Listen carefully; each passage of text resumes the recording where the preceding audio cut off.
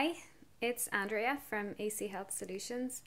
It's November 16th, and I just wanted to put together a quick video on what happens when we get a bad news diagnosis with our health. So it could be that we've been told we have issues with our blood tests, or that we need to have more diagnostic tests, or that medically something isn't right. How do we deal with this, and how do we make the best choice moving forwards? I think initially we'll all sort of have that feeling of panic where things feel a little bit out of control, and sometimes we can feel a bit like we've just jumped on a roller coaster of a system that we're not very sure of, but that we should do what we're told. And I think it's really important to consider a couple of things, because this is about you and your journey and your body and your health. And I don't think we ever should be told what's the best decision for us when we have to do what feels right for us. Now, that doesn't mean that we don't go and collect all of the facts about what's going on, but it is good to just stand back for a moment and have a feel into ourselves what's going on. Now, speaking personally, I've been at the back end of quite a few scary stories, diagnoses. The first time was when I was 18. I was having issues with soreness on my breasts from hockey, and was told by my doctor, oh, you should really get this seen to. So at aged 18, off I went to have a breast biopsy, and my best friend Mark came with me. He got so scared that he ran off and left me sitting in the waiting area of Barrington's Hospital. So I think it's just more an awkward memory than anything of being 18, being super self-conscious, having this probably a young male doctor, although he seemed a lot older to me at the time, barely being able to look him in the eye and talking about rugby while he poked around and took tissue samples. So it was quite scary and also quite funny when I look back. But I was told that there was sort of lumpy tissue there. It was fine, but that I'd be at increased risk of breast cancer, and we would have to keep an eye on it. And I think that's the first time that I could have played news either way. I had a sort of intuitive feeling, sure, everything will be fine. Now, I wasn't avoiding it. It just felt that, no, my body's fitter and stronger than that. I'm not going to take this diagnosis and tell myself at some point down the line that I'm going to have breast cancer. There seemed like a better intuitive explanation to me, and that was get a better bra. Don't be running around like an idiot on the hockey pitch and creating stress on the breast tissue. So it just made sense to me, and it's never been an issue since. But I look back now and I realize that that's how I think about everything in life now, and I didn't realize how strong I sort of was back then.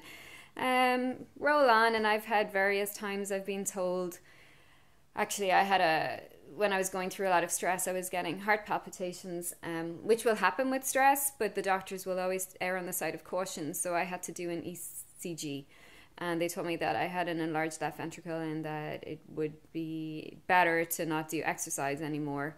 But again, intuition told me that, well, most people that do sport have a slightly enlarged left ventricle. To me, it felt stress related. Take care, hold back, mind yourself.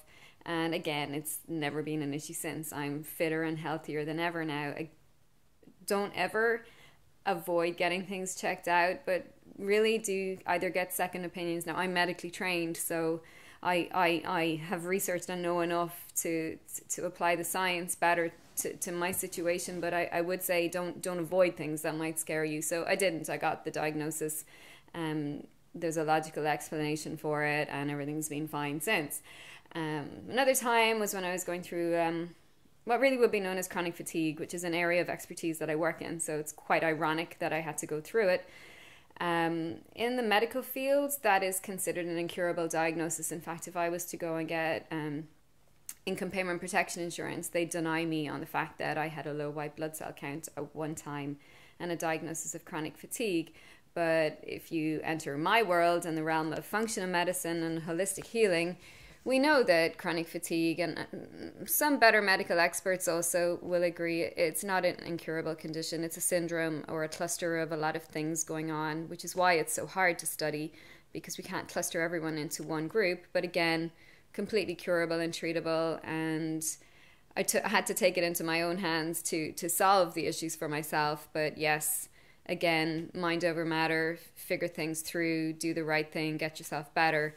And so the story sort of continues. So I really, really understand when a scary diagnosis comes your way. I was being told that I possibly had leukemia when my fatigue was going on, and it just didn't feel right, and the evidence just didn't line up. So this is where I fought a little bit harder for what I believed in, and had to step back and take care of myself. So what happens if you get a slightly scary diagnosis? And you're told that this is incurable and treatable and you need to take medicine for life. Do you settle with that, or do you explore other areas? I always believe that symptoms and diagnoses are our bodies trying to show us that something's wrong. So in my mind, I don't lie back and take the diagnosis as this is it. We can't do anything for you. Take medication and learn to live with it. I think that if we dig deeper and work and find the right people to work with, that we can always at least improve things, if not get our bodies back to functioning a lot better.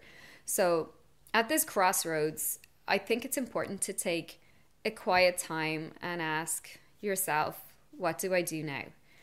What really might be going on? Do I need to make changes in my lifestyle? Do I need to make changes to my exercise and activity levels? Do I need to look at how I manage stress? Am I happy? Do I need to change job? What's my diet like? Am I sort of living in a little bit of denial where there could be a lot of positive changes made?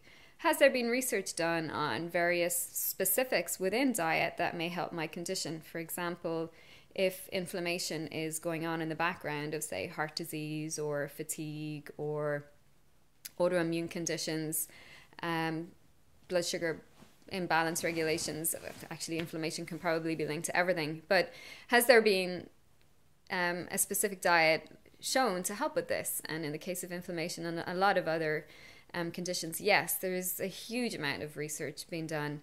So do I do my own research, or do I go to someone who can help me that maybe has more experience, so that I'm not getting lost in endless forums, blogs, and Google searches telling me what I should do? It's overwhelming, guys. I really, really, really urge you to work with an expert when it comes to trying to make the best decisions, because they may have seen what's going on for you many, many times. They may have learned ways that can help speed up the healing process and avoiding the errors and mistakes that we may make by trying to follow everybody else's online and media opinion. So look at diet.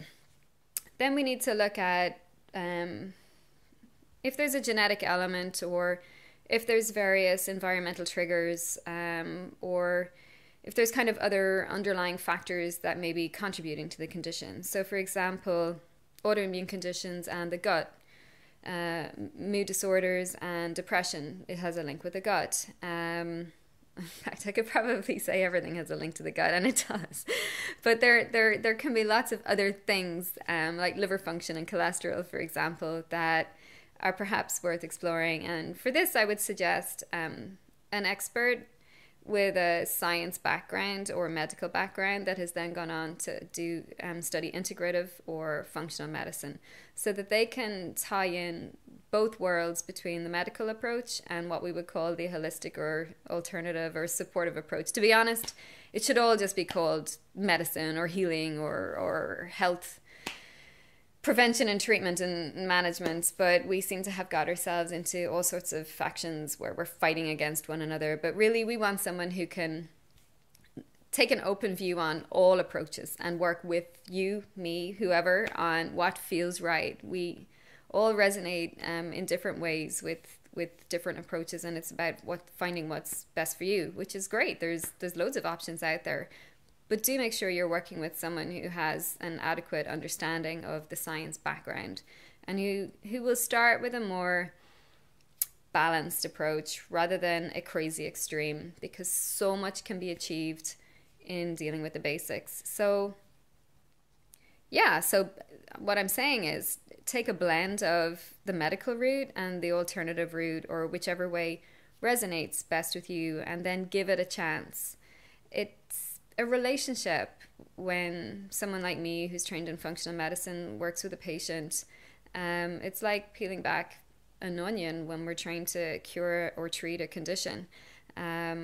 So every positive and every negative is information about how we can go deeper and really get to the root causes and then make significant changes. So you need to give the person time, unless it feels totally wrong to you, when it's best to jump on to somebody else's help, but give it time. So we've talked about looking at our lifestyle, looking at our diet, looking at our environment, looking at our medical options, looking at our holistic and supportive options. Add-ons to that would be things like aromatherapy, acupuncture, mindfulness, yoga, getting out in nature, PEMF, pulsed electromagnetic wave frequency therapy, or other energetic therapies, healing therapies.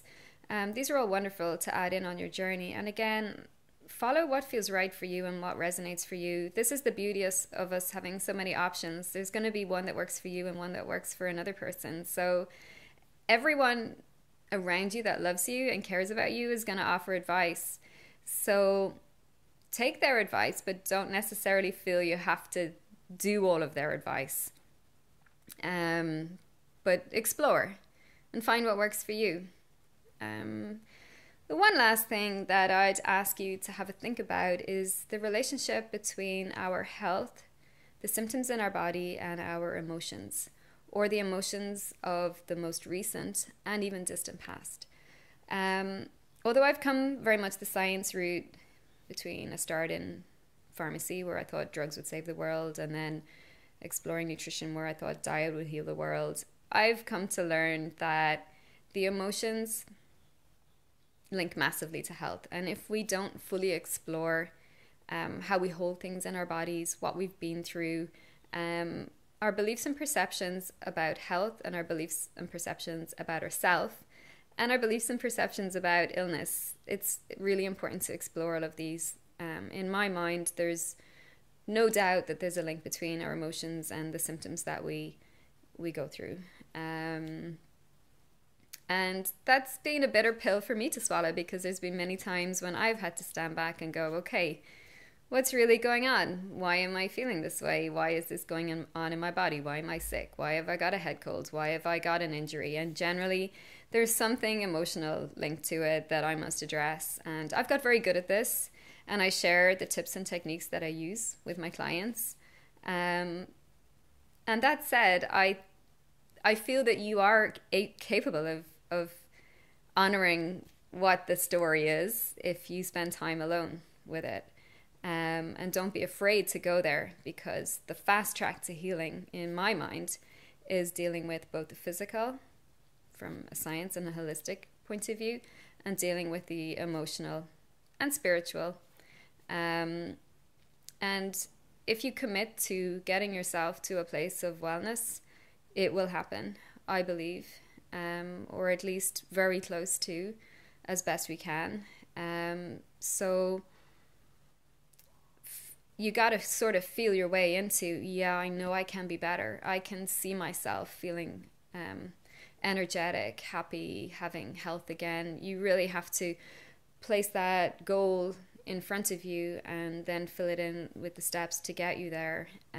But in my mind, I believe we should fight to be well again. I believe we should leave no stone unturned in our quest to have health and happiness. And And I guess I take that on board when I work with clients because it matters to me. And I believe that the body can heal given the right tools. Our body is turning itself over, the cells are repairing. We're not destined, even by genetics, to have a certain condition. We have a certain element of control, and being accountable to this journey and taking responsibility for our health and our bodies is huge. We're the only ones that can fix it, in truth. We're the only ones that can take action.